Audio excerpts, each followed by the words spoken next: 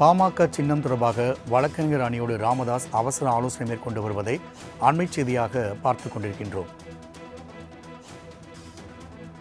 விழுப்புரம் மாவட்டம் தைலாபுரத்தில் உள்ள இல்லத்தில் பாமக நிறுவனர் ராமதாஸ் இந்த ஆலோசனையில் ஈடுபட்டுள்ளார். தற்போதைய அண்மை செய்தியாக பார்த்துக் கொண்டிருக்கின்றோம்.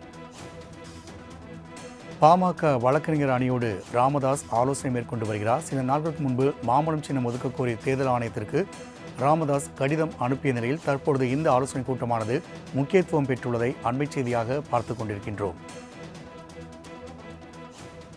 பீகார் தேர்தலில் போட்டியிடப் போவதாக கூறி அன்புமணி தரப்பினர் மாம்பழம் சின்னத்தை கேட்டு பெற்றதாகவும் பொய் கூறி அவர்கள் தேர்தல் ஆணையத்திடம் கடிதம் அளித்ததாகவும் தெரிவிக்கப்பட்ட நிலையில் தற்பொழுது வழக்கறிஞர் அணியோடு ராமதாஸ் ஆலோசனை மேற்கொண்டு வருகிறார். அண்மை செய்தியாக பார்த்துக் கொண்டிருக்கின்றோம். ஏற்கனவே இது குறித்தான விசாரணை 17ஆம் தேதி நடைபெறும் என தேர்தல் ஆணையம் தெரிவித்த நிலையில் தற்பொழுது வழக்கறிஞர் அணியோடு ராமதாஸ் ஆலோசனை மேற்கொண்டு வருகிறார். கூடுதல் விவரங்களை செய்தியாளர் முருகன் வழங்க கேட்கலாம். முருகன், வழக்கறிஞர் அணியோடு ராமதாஸ் ஆலோசனை மேற்கொண்டு வருகிறார். இந்த ஆலோசனை கூட்டத்தில் யாரெல்லாம் பங்கு பெற்றுள்ளார்கள்? கூடுதல் விவரங்களை பதிவு செய்யலாம். வணக்கம் ராம்குமார்.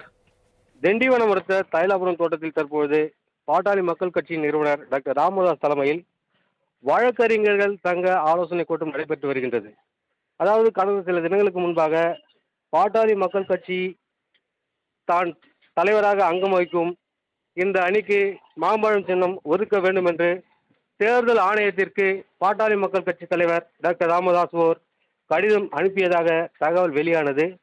இந்த நிலையில் பாட்டாளி மக்கள் கட்சி தலைவராக அன்புமணிக்கு அதிக வாய்ப்பு இருப்பதாக தற்போது தகவல்கள் வெளியாகியுள்ள நிலையில் இன்று டாக்டர் ராமதாஸ் தைலாபுரம் இல்லத்தில் வழக்கறிஞர்கள் சங்க நிர்வாகிகளுடன் ஆலோசனையில் ஈடுபட்டு தேர்தல் அங்கீகாரம் பெறுவது எப்படி மற்றும் சின்னம் பெறுவது எப்படி உள்ளிட்ட பல்வேறு கருத்துக்கள் குறித்து அவர்களுடன் ஆலோசித்து வருவது குறிப்பிடத்தக்கது. ராம்குமார்.